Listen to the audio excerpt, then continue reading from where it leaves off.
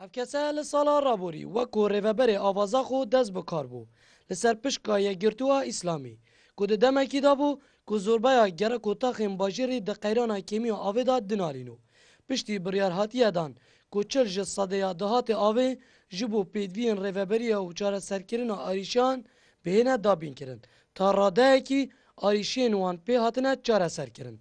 Lê di salan nî da ew biryare nehatiye dan aya kadê hêne dan yan jîne.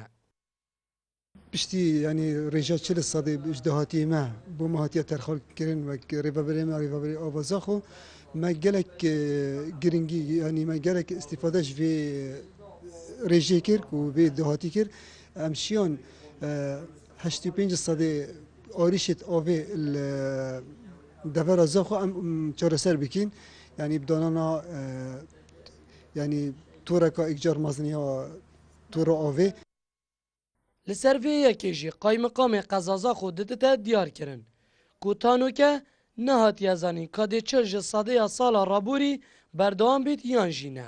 Ew çende jî da diyar kirin ku çend bajêr berfirehtir dibît êrişên avê zêdetir dibin. Kartê avê taban of vedgîtin hemî qazayî ne bes merkezî me êrişê avê gelek hebûn بس حکومت وزارت باجرگانی سال بریار اقدام کو صد چل اجداهات دایره آب خو بو خدمت آب هلوه و ساکن ما فایده که باش وقت دایره آب شویه هات کنه گلک مشکل هبون او مشکل بی فای هات نحل کنه طبعا بو سالانی هشتا پسند نکه یک افصالا جی پسند کن وزارت باجرگانی الگل دارایی کو موافق کن ها صد چل اجداهات آب بو دایره آب خو بیتن دی مشکلات او کم بن.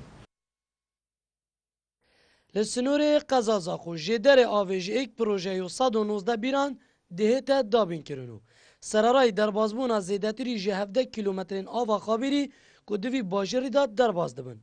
Lê tanûke êrişên kêmiya avê nehatîne çareserkirin û rêveberê avaza xwe jî dibêjît.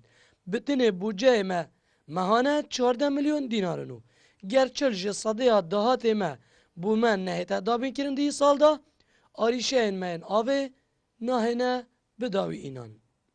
Zêrevangulî ba dînan sat zaxo.